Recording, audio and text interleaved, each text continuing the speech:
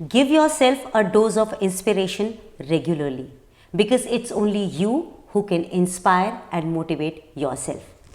शायद इसी कोटेशन को मेरे आज के मेहमान ने बहुत सीरियसली ले लिया। आज मेरे साथ हैं अल्ट्रा साइक्लिस्ट जो अब एक बहुत जाने माने कोच की तरह से जाने जाते हैं, आफ्ताब फरीदी जी, जिनसे आप पहले भी बहुत बार मिल चुके हैं क्योंकि ये वर्ल्ड रिकॉर्ड होल्डर हैं और मुझे लगता है ऐसा कोई भी रिकॉर्ड नहीं जो इनसे अछूता रहा हो। इन्होंने आज तक साइकिलिंग में बहुत सारे रिकॉर्ड्स बनाए हैं और आज आलम यह है कि ये लोगों को एक कोच के तौर पर भी ट्रेन कर रहे हैं। तो ये मेरा सौभाग्य है कि आज मुझे इनसे कुछ पूछने को मिलेगा। तो Aftab ji, welcome. Thank you so much, thank you so much. Aftab ji, एक बात बताइए, साइकिल से पूरा भारत नापने के पीछे आपका मंशा, मतलब क्या मंशा रही थी, क्या चाहते थे आप? देखो, मतलब जब मैं छोटा था तो मुझे बताया गया था कि हिंदुस्तान बहुत बड़ा है जो कभी खत्म नहीं होता है, जो बोलते हैं ना अतुल्य भारत। हाँ। तो मैंने कहा यार कभी देखेंगे, कभी नापेंगे जमीन, तो कभी देखेंगे आसमान। क्या बात। तो एक सहारा मिला साइकिल का, उसके थ्रू आउट हमने जमीन नाप दी तो समंदर आ गया, आसमान देखे तो पहाड़ खत्म हो गया। क्या बात है। तो 25,703 किलोमीटर आपने पूरा नाप लिया भारत को? 25,703 किलोमीटर मैंने सिर्फ 270 दिनों में कंप्लीट कर लिया था। और मैंने सुना कि पैसे वैसे भी किसी ने आपको दिए नहीं थे, बस 400-500 रुपए लेके निकल गए थे घर से बाहर। हाँ, बिल्कुल सही सुना है। मतलब मैं थोड़ा सा बोलता हूँ कि आफ्ताब का मतलब सूरज की पहली किरण। हाँ। और किरण को ना किसी की परमिशन की जरूरत नहीं होती। क्या बात। तो हमने बोला कि यार चलो देखते हैं। तो हमें लगा कि बहुत सारे कंपनियां हमें स्पॉन्सर कर देगी, बट किसी ने किया नहीं। तो फिर स्टार्ट किया कि चलो करते हैं। फिर मजा आने लग गया था।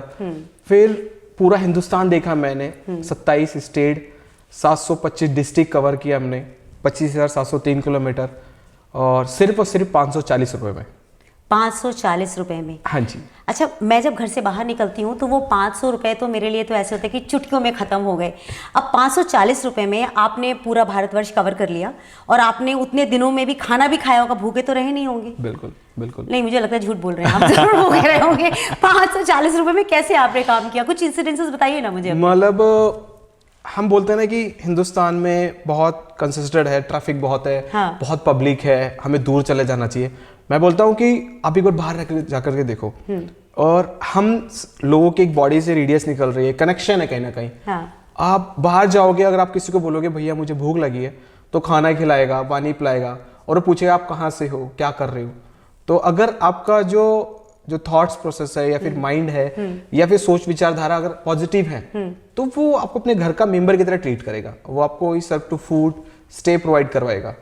तो पूरा हिंदुस्तान में मतलब मैंने करीब 3,000 से ज्यादा भाषाएं सुनी हैं और करीब 12 करोड़ लोगों से मिला हूँ मैं।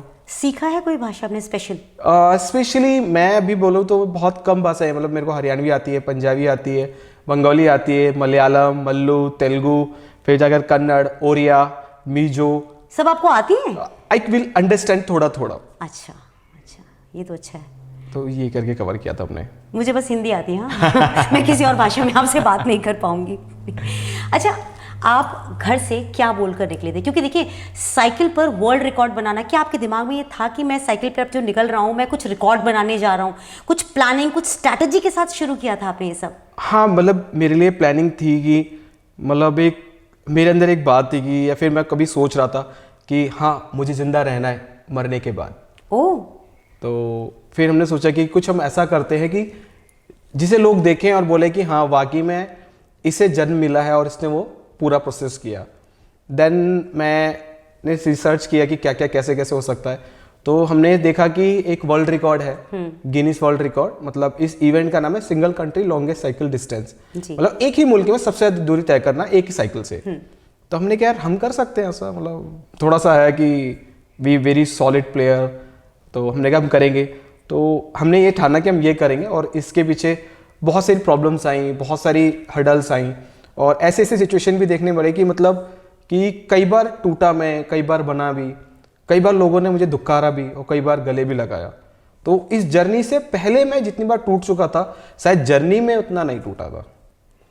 मुझे लगता है कि तोड़ने में ना घर वाले सबसे आगे होते हैं, है ना? वही होते हैं जो मोटिवेट करते हैं, वही होते हैं जो डिमोटिवेट करते हैं। एग्जैक्टली। तो ये तोड़ने वाली कहानी क्या थी? तोड़ने वाली मैम ये देखिए कि जो तोड़ने वाली है ना, मेरे ख्याल से मैं दुनिया का पहला एथलीट नहीं हूँ और शायद आखिरी भी नहीं हूँ। मैं बात करूँ हमारे गोल्डन बॉय नीरज चोपड़ा से लेकर के मीराबाई चानू, मैरी कॉम से लेकर के मैं प्रियंका की बात करूं जो वॉकर है, इन सबके घर में कहीं ना कहीं एक प्रॉब्लम है। और हम गरीब लोग ना पहले से टूटे होते हैं, क्योंकि टूटे मकान में पैदा होना, टूटे बर्तन में खाना खाना, टूटे हुए हालातों के सामने अपने घुटने टेकना, तो उस टूटे हुए को जोड़ने के लिए हम कुछ बदलने के लिए कुछ करते हैं। क्या बात आपने कही। और मुझे लगता है कि ये चीज़ अपने आप में खुद को इंस्पायर करने के लिए बहुत है कि आपको पता है कि आपको उस स्थिति से बाहर निकलना है। एग्जैक्टली आज आपने वर्ल्ड रिकॉर्ड बना लिया है, आपने प्लानिंग अभी कुछ और भी कर रखी है ना? वो प्लानिंग क्या आप बता सकते हैं, जो सीक्रेट प्लानिंग आपकी चल रही है मन में?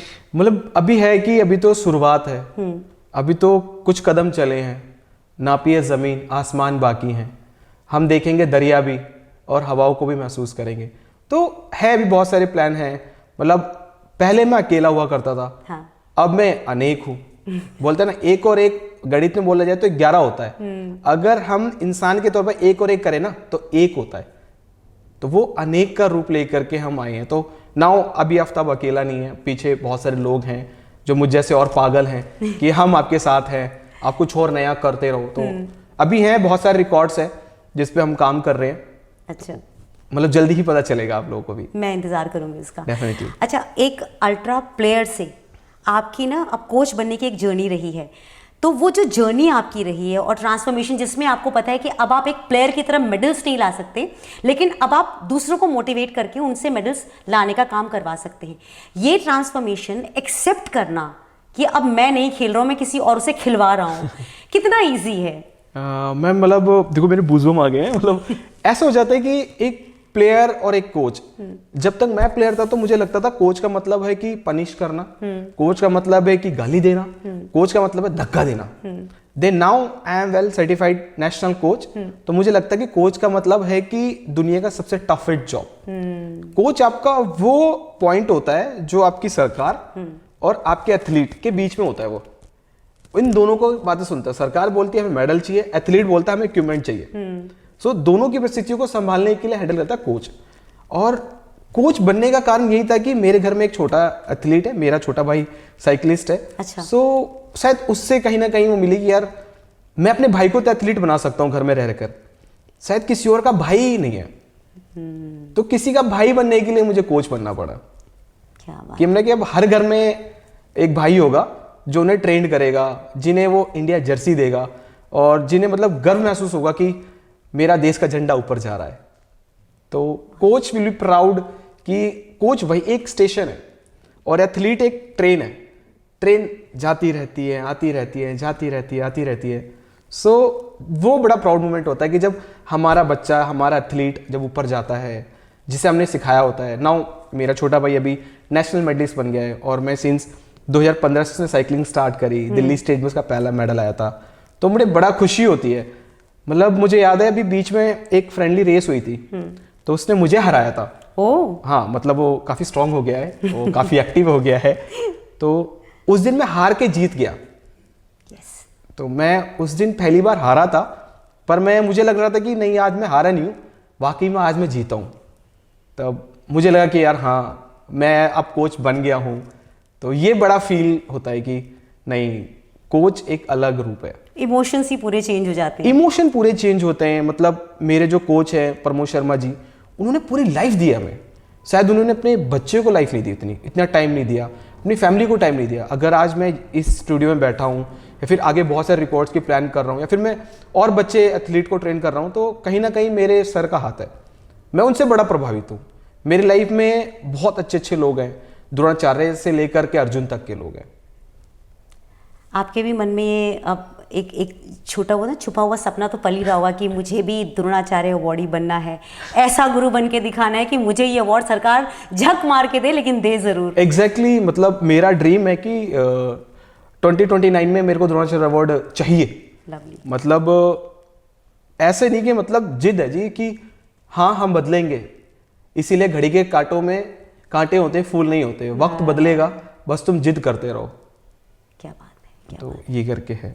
आपका NIS का एक्सपीरियंस कैसे रहा? क्योंकि NIS में जितने भी लोग जाते हैं वो अपने अपने फील्ड के बहुत अच्छे वाले खिलाड़ी होते हैं जिनको एब्जॉर्ब किया जाता है वहाँ पे। उन अलग अलग लोगों के साथ आपका एक्सपीरियंस कैसा रहा? मेरे मतलब NIS से पहले मैं बताऊं, मतलब मेरे को जीरो एक्नॉलेज नहीं थी कि NIS क्या है। तो मुझे ऐसा लग रहा था कि जैसे कि एक फील्ड एजुकेशन है कि NIS ऐसा करके होता है। तो जो मेरी लाइफ का अर्जुन है, मतलब जो मेरा जो सार्थक है, जो मेरे लिए रथ चला रहा है, जिसका नाम समीर है, तो इस टोल की तू कोच क्यों नहीं बनता है? तो मैंने बोला ये क्या होता है और ये कैसे बनते हैं? तो इसमें लगा कि डू फर्स्ट सम स्टेप्स कि NIS है, national Subhash institute for research, Patiala में है। तो उसने मुझे एक लिंक शेयर किया, तो बताया कैसे से करके होता है। तो मैंने कहा ठीक है करते हैं। तो फिर समीर ने मेरे को सर से बताया कि सर आफ्ताब NIS करना चाहता है। तो प्रमोद सर ने बोला कि मेरे घर पे आ। प्रमोद सर ने, हम बैठे, हम करीब रात को 12-1 बजे तक बात चलती रही। प्रमोद सर ने बताया ये कैटेगरी क्या होती है। तो मैंने कहा ठीक है सर मैं कर लूँगा। और समीर और प्रमोद सर मेरे को थोड़ा सा बोलते हैं कि ये पागल है, ये कर सकता है इतनी जल्दी कर सकता, उन्हें ये नहीं पता था। तो हमने कहा ठीक है कर लेते हैं। तो NIS से पहले आपकी 5 कैटेगरी होती है, मतलब आपके पूरे भारत में से सिर्फ 30 लोगों का सिलेक्शन होता है जी। उसमें पहले होता है आपकी एंट्रेंस होता है, फिर जाकर फिजिकल होता है, मेडल सर्टिफिकेट्स होती हैं, फिर जाकर के आपके इंटरव्यू होते हैं, फिर जाकर के आपका एडमिशन होता है। मैं मतलब सारे लकीली मतलब ऐसा हो गया था कि मैं देता रहा। फिर मेरा ग्रेजुएशन कंप्लीट हो गया था, मेरे को BPED करना था, बैचलर फिजिकल स्पोर्ट्स एजुकेशन। मैं वहाँ पे एंट्रेंस दे के आया। तो प्रमोद सर का फ़ोन आता है कि हेलो आफ्ताब, वो क्या हुआ तेरा NIS का? तो मैंने सर अभी कोई अपडेट नहीं आया। तो चलो ठीक है कोई बात नहीं, तूने सारे अटैम्प्ट करे ना, सब कुछ अच्छा गया? हाँ सर। देन मैं नागपुर से आता हूँ, वहाँ से मेरे को कॉल आया। तो समीर मेरे को बोलता है कि कॉन्ग्रेचुलेशन। तो मैंने बोला अब क्या कर दिया मैंने? सुनो, बोले कि अरे NIS में तेरा नाम आ गया। आई एम शॉक क्या मतलब मैं सेलेक्ट हो गया। मतलब 140 करोड़ की आबादी में से 30 सीटें हैं सिर्फ, और 30 सीट में आपका नाम है। क्या बात है। तो वो बहुत बड़ी बात होती है। तो हमने कहा जी ठीक है NIS का सफर तय करते हैं। तो मेरा वहाँ पे एडमिशन हुआ NIS में, और NIS में मुझे बहुत ही प्यारे लोग मिले, और जो मेरे आइडल हुआ करते थे, जैसे कि इंडिया लेजेंड है सतबीर सिंह, वो आर्मी की तरफ से डिपार्टमेंट से खेलते हैं। हम उनकी रेसें देखते थे। अच्छा। कि सतबीर भैया ना बहुत तेज चलाते हैं, वो बुलेट के माफिक चलाते हैं साइकिल। तो वो सतबीर भैया के साथ पढ़ना, फिर फेरिस सलाम है, एयरफोर्स के राइडर हैं वो। तो ये हमारे इंडिया लेजेंड थे। मैं उनके साथ बैठ रहा हूँ, मैं उनके साथ पढ़ रहा हूँ, मैं उनके साथ साइकिल चला रहा हूँ। तो मेरे लिए तो जब मैं एंट्री किया ना कि मैंने NIS, तो मतलब मैं अपने आप वहीं फेल हो गया था कि हाँ मेरा पुनर्जन्म हो गया मतलब आपको लगा कि मेरा जीवन खत्म, यहीं पे जो चाहिए था मिल गया मुझे। जो चाहिए था मिल गया। हाँ। मतलब कि वो साहिल समंदर के पास जाकर के वो पैर ठंडे हो जाते हैं ना, पर दिमाग बोलता है कि यार अब क्या। सतबीर भाई साहब, फेरिस भाई, ऐसे बहुत सारे इंडिया के लेजेंड थे जो अलग अलग फील्ड के थे, वो सामने दिखाई देते थे। तो इट्स वेरी, मेरे पास वर्ड नहीं है। अच्छा, कभी ऐसा होता था कि वो लोग डिमोरलाइज करने की कोशिश करते हो, जो हमारे सीनियर्स होते हैं यूजुअली उन्हें लगता है अच्छा कंपटीशन में आया है, छोटी जगह से आया है, इसको कैसे करना है? मतलब एग्जैक्टली कभी हुआ? ये होता है मेरे ख्याल से, हर एक एथलीट की लाइफ में आता है नाउ। तो मैं नाम तो लेना चाहूँगा, बीच में एक पॉइंट आ गया था कि यार क्या कर लिया तुमने, क्या क्या दिखा दिया तुम्हें, साइकिल का भी ढंग से कुछ नहीं पता, हम इस डिपार्टमेंट में हैं, हम इस फील्ड में टॉप नॉच हैं, हमारे पास ये टैग है, नाउ मैं इसमें ऐसा हूँ वैसा हूँ। तो एक बार को फील होने लग गया था कि आफ्ताब शायद गलत फैसला ले लिया है। तो एक दिन में मतलब NIS का मेरा करीब 18वां 21वां दिन था, और सर्दियाँ बेतहा से पड़ती, पटियाला में सर्दियाँ ऐसा हो जाती कि 2 टेम्परेचर आता है, मतलब कभी कभी तो माइनस में आ गया था। तो मैंने अपने अर्जुन को फ़ोन करा, मतलब समीर को फ़ोन करा कि समीर भाई यार ऐसी सी बात हो रही है। तो समीर ने एक लाइन बोली कि अगर NIS थाली में रखी खीर है ना, अगर वो लाके ऐसे दे दें तो तुम फटाफट खा लोगे उसे। NIS एक कांटा है, वो अभी तो चुभेगा पर बाद में वो गुलाब की तरह खिलेगा, हर कोई महसूस करेगा, खुशबू कहाँ कहाँ पहुंचेगी। तो ये पल है मेरे भाई, ये हर्डल है। अगर जब तक दर्द नहीं होगा ना तब तक तुम आगे नहीं बढ़ोगे। बोलते हैं ना कि सोना ऐसे नहीं बनता, सोना तप कर ही बनता है, तप करके बनना पड़ता है। तो मेरे साथ के जो कुछ बैचमेट थे वो क्विट कर गए थे इस कारण से ही। अच्छा। तो नाउ समीर ने मुझे हर जगह मोटिवेट किया है कि नहीं नहीं कोई बात नहीं यार, ये तो पार्ट ऑफ लाइफ है, एंजॉय कर इसको। मतलब कोई तुम्हें उल्टा बोल रहा है तो उसको स्माइल पास करो, अगर वो तुमसे अच्छा कॉम्पिटिट कर रहा है तो उसे सीखो। मतलब बोला जाता है कि एनआईएस में कि आप हारना सीखो। एनआईएस का जो मेरे को प्रोस्पेक्टिव चला, अगर आप हारना सीख रहे हो तो आप बहुत कुछ सीख रहे हो। अगर आप जीत रहे हो तो आप में ईगो आ रहा है, आप में मतलब एक एटीट्यूड आ रहा है कि यस आई एम विनर। तो यस आई एम विनर एक छोटा वर्ड हो जाता है। एक जो लर्नर प्रोसेस होता है ना, वो लूजर होता है, और loser is world is best coach. क्या बात है। मुझे लगता है कि हर किसी की ज़िंदगी में ना आपके समीर जैसा एक दोस्त होना चाहिए जो उसको मोटिवेट करता रहे समय समय पर। हाँ, मतलब मैं बहुत ज़्यादा खुश नसीब हूँ कि मुझे ऐसे दोस्त मिले हैं, और एक गाइडर की तरह, एक पेरेंट्स की तरह, एक कोच की तरह। तो कोच की जर्नी, मतलब मैं जब मेरे को पहला सर्टिफिकेट मिला कि now you well certified national coach, so मैंने फ़ोन करा कि thank you so much nice. कि ये डिग्री सिर्फ नाम मेरे है, पर जो आपने कमाया है, बताया है, वो सब कुछ तुम्हारा है। सिर्फ नाम से हुआ है बस, ये तो सब कुछ आपका ही है। बहुत अच्छा। ऐसे गिविंग नेचर बहुत कम लोगों के अंदर होता है और ये आपके अंदर है।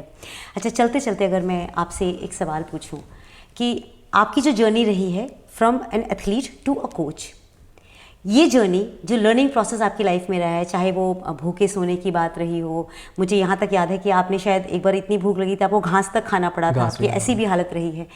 तो अगर किसी को अगर अपना लाइफ से आपको कोई 3 ऐसे इंपॉर्टेंट पॉइंट्स देने हो एक अचीवमेंट के तौर पर, एक जर्नी के तौर पर, तो वो आप क्या देना चाहेंगे? मैं जर्नी के तौर पे तो मैं एक बात बोलूँगा कि आप कभी भी ये मत सोचो कि आप कुछ कर नहीं सकते।